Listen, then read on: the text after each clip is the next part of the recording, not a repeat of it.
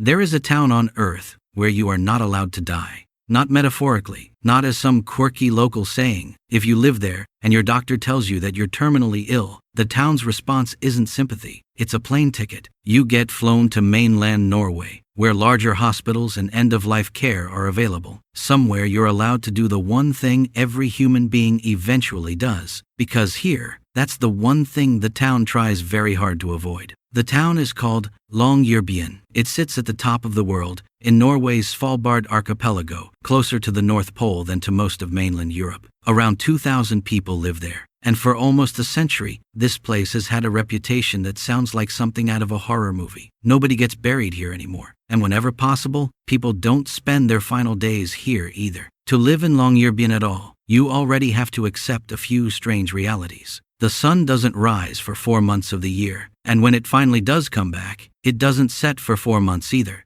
There are more snowmobiles in town than there are people. Anyone leaving the settlement is expected to carry protection against polar bears, because they roam much of the archipelago and they do not recognize property lines. None of that is the strange part. That's just an ordinary day in Svalbard. The strange part is what happens to you after you die, or rather, what's supposed to happen to everyone, everywhere, that quietly stopped happening here. To understand why, you have to go back to 1918. That year, the Spanish flu was tearing across the planet. It would eventually kill tens of millions of people, making it one of the deadliest pandemics in human history. No country was really spared, and Longyearbyen, isolated as it was, didn't escape it either. 11 people in the town caught the virus and died within a short window of each other. They were buried in the small cemetery on the edge of town, in the frozen ground, under simple white crosses, the way anyone would have been buried anywhere else in the world at the time. For decades,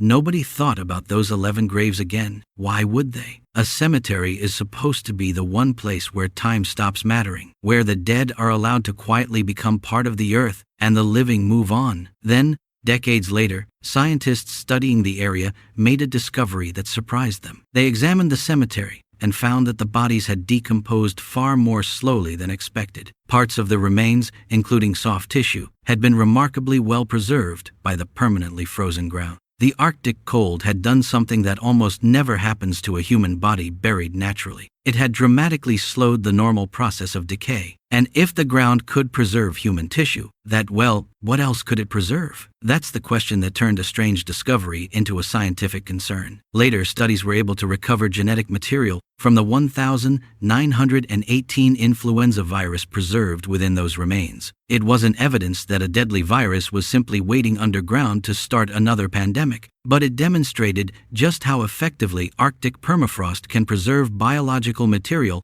over long periods of time. Think about what that actually means. Somewhere beneath that town lies a cemetery that showed scientists how remarkably well permafrost can preserve the past. In a place where the ground rarely thaws, time moves differently. Longyearbyen's leaders did the only thing that made sense. They closed the cemetery to new burials, not because of superstition, but because frozen ground doesn't allow bodies to decompose the way they normally would. The earth itself had become a kind of biological time capsule. But here's where it gets stranger. Closing one cemetery doesn't solve the actual problem. The problem isn't that one graveyard. The problem is the ground itself. Anywhere in Longyearbyen, traditional burials face the same challenge. In permafrost, natural decomposition can be dramatically slowed. So the town didn't just stop using one graveyard. It quietly rebuilt its entire relationship with death. If you become seriously ill in Longyearbyen today, you usually don't stay. You're flown to mainland Norway,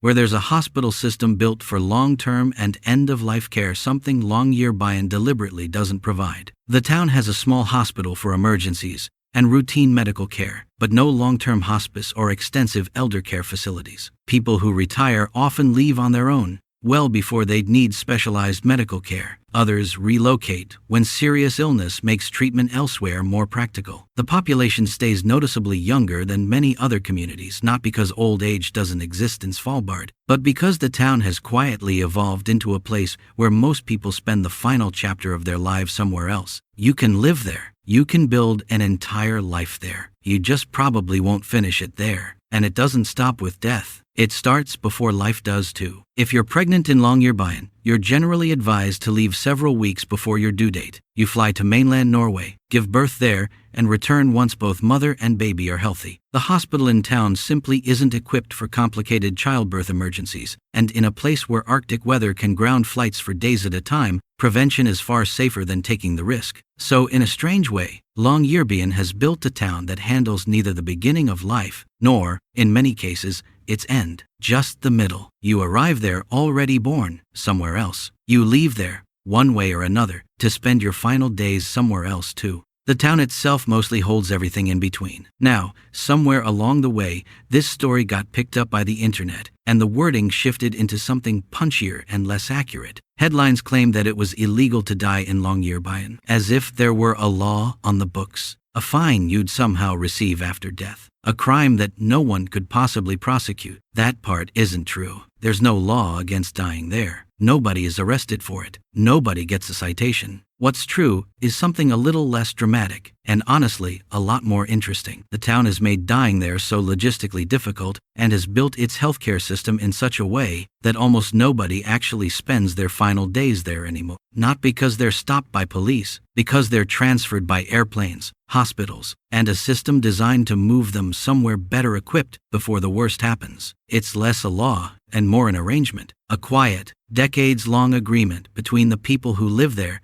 and the frozen ground beneath them. An agreement that says, we won't ask you to hold on to our dead if you don't force us to bury them here. And Longyearbyen isn't even entirely alone in this. A handful of towns around the world have, at one point or another, symbolically declared it illegal to die, usually because their cemeteries ran out of space and local officials wanted to make a political statement. A French mayor once did it. A Spanish village did something similar. None of those declarations were ever really enforceable, and everyone involved knew it. Longyearbyen is different. Nobody there passed a dramatic law. Nobody held a press conference. The town didn't ban death to make a point. Instead, over decades, it quietly built an entire infrastructure of departure. Flights out for the dying. Flights out for mothers about to give birth. A closed cemetery, sitting untouched on the edge of town. Until, little by little, life in Longyearbyen came to revolve around something surprisingly simple. If the beginning of life happens somewhere else, and the end of life happens somewhere else, then this remarkable Arctic town exists almost entirely for everything in between, which leaves one small cemetery on the edge of town, rows of white crosses standing above ground that has barely changed in more than a century. A quiet reminder that in one of the coldest inhabited places on Earth, nature doesn't always follow the rules we're used to. The polar bears still roam across Svalbard. The sun still disappears for months at a time, and beneath the frozen ground